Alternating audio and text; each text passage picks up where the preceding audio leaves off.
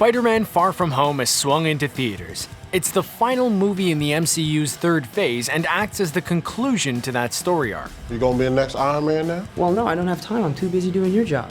Fans have been theorizing about this movie ever since it was announced, and unsurprisingly, most of those theories turned out to be seriously wrong. Now that the movie is out, we can fully dive in and see how off the mark the internet was with all its theorizing. Surprise attack! Oh, and this goes without saying, but spoiler alert for Far From Home.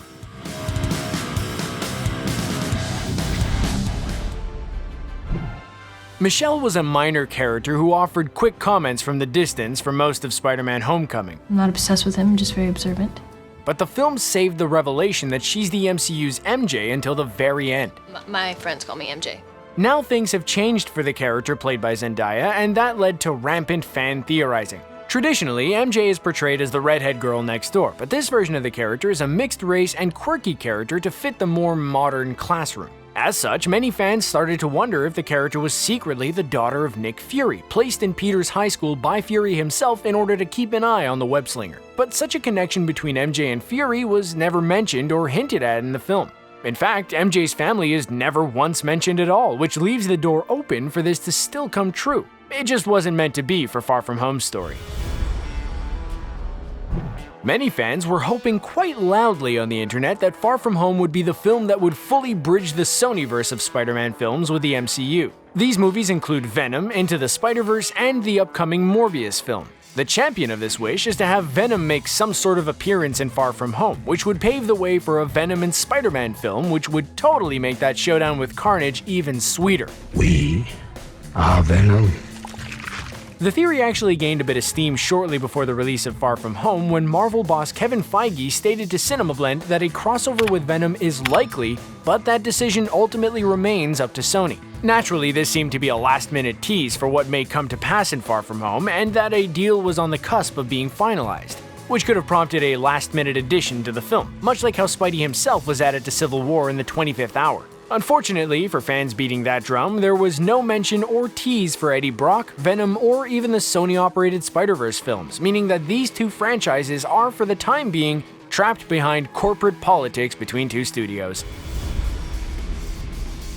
This theory actually came from Marvel and Sony themselves when they released a clip from the film Far From Home online. In it, Quentin Beck revealed himself to be from another dimension. I'm sorry, you're saying there's a multiverse? Many fans began theorizing about what a multiverse could mean for the MCU and what new characters and storylines could come out of such a reveal. Of course, there was more going on here than meets the eye for the trickster Mysterio. As it turns out, there is no multiverse. Beck was lying to Fury and Spider-Man the whole time about being from another universe, and labeling the MCU reality Earth 616 was literally a random number he pulled out of his fishbowl helmet. So there is no multiverse in the MCU at this point in time, and comic purists can rest easy knowing that the MCU isn't officially known as Earth 616 as well. When fans first got a glimpse of Mysterio in action in the various Far From Home trailers, they began to speculate about the logistics behind his powers. Mysterio, otherwise known as Quentin Beck, can be seen flying around Europe, shooting green mist out of his hands, creating green weapons that bring Green Lantern to mind, and even using some sort of vortex power. This led some fans to speculate that Mysterio may in fact be a renegade sorcerer or Earth 883's Doctor Strange. Like Steven, Beck seems to have mastery over straight-up magic, something that's been slowly introduced to the MCU over time. So, of course, it was entirely possible that Mysterio was a Sorcerer Supreme as well. But Far From Home once again proved fans wrong when it came to this particular theory. Not only was Beck not from another dimension, which shut down him being a Sorcerer Supreme from another reality, but he wasn't even using real magic. All of Mysterio's powers were all illusions brought to life with technology, specifically Tony Stark's barf tech that we saw back in Civil War. Retro framing, or barf. God, I gotta work on that acronym. Something we learn is actually Beck's design. They say a magician should never reveal his secrets, and Beck isn't even a real magician, just a master of tech. In Spider-Man: Homecoming, we were briefly introduced to Aaron Davis, played by Donald Glover. I heard you by the bridge. I know what a girl sound like. I'm not a girl, I'm a boy.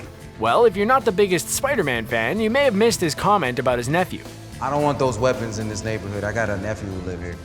Furthermore, you may not have caught that you saw Uncle Aaron again in last year's Into the Spider-Verse. Yep, that's right. Uncle Aaron is Miles Morales' uncle, and simply by having the character reference the fact that he has a nephew was enough to get fans excited about the possibility of having a live-action Miles Morales swing into the MCU. The character has proved to be extremely popular and beloved since his debut, and has recently been the star in the previously mentioned animated Spider-Man film, as well as a co-starring role in Marvel's Spider-Man on PlayStation 4. It's surprising and a bit of a letdown that there was no reference to Miles at all in Far From Home, but no such setup was included in the film, meaning Miles is locked as an animated character for the time being.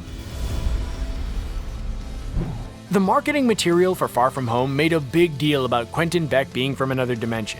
The cause in this rift in the multiverse was said to be caused by Thanos himself after the infamous snap. Causing that much death and destruction somehow messed with the very fabric of space and time, it would seem. Because of that and the revelation that Beck was said to be from a different Earth, fans started to speculate if the elementals would also be from a different reality.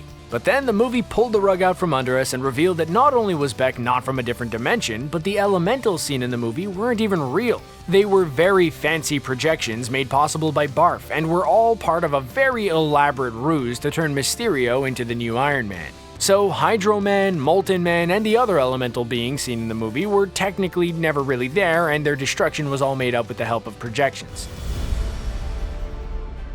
Speaking of other dimensions, some fans were hoping for some answers when it came to Peter's parents.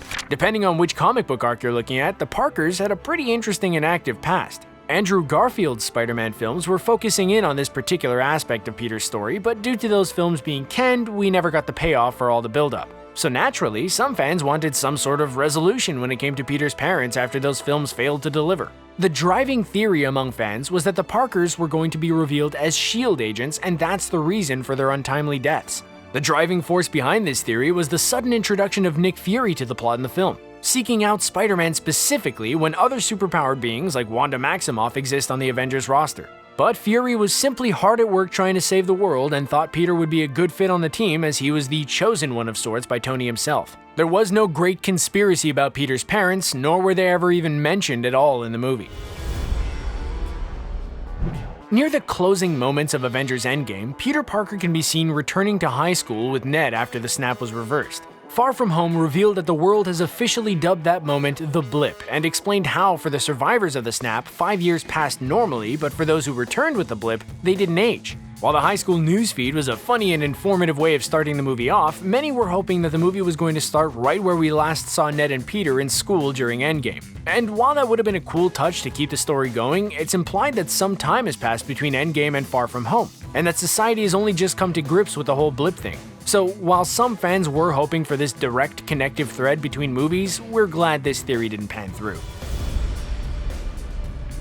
Who is this Mysterio? That's the question a lot of comic book fans were asking leading up to the release of Far From Home. The interviews and marketing material surrounding the film, including cast interviews, painted a picture that Mysterio would be a mentor to Peter and would actually be a good guy in this particular version. That got some fans wondering if Quentin Beck could possibly be Uncle Ben, but perhaps from a different timeline.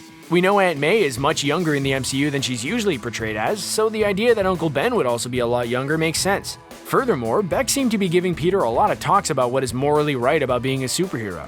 So, in other words, the "with great power comes great responsibility" speech. With great power comes great responsibility.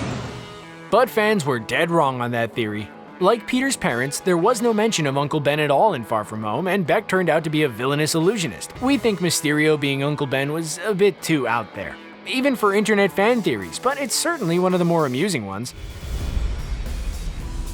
We were particularly excited about one possible theory, so much so that we wrote an entire video around it. The leak came via Reddit and said that the user knew a source at Marvel who has worked on previous Marvel films who verified that the end credit scene for Far From Home was to feature Norman Osborn and the setup of the Sinister Six for future installments. A cool description of the former Avengers Tower being Oscorp would be the final image fans would see before credits would begin to roll again. For those who have actually seen the movie, you'll know that this was probably just a Redditor looking for upvotes on the internet, as the end credit scene was nothing like this.